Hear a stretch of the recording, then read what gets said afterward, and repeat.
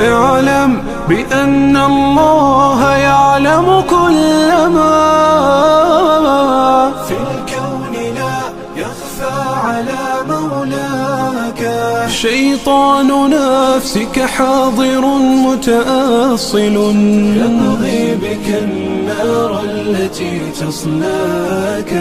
جاهده بالتقوى وبالعلم الذي تسمو به حتى تنال مناك، حتى تنال مناك. خالف هواك وجاهد النفس التي بالسوء تأمر والهوى أغواك. النفس والشيطان إن خالفتها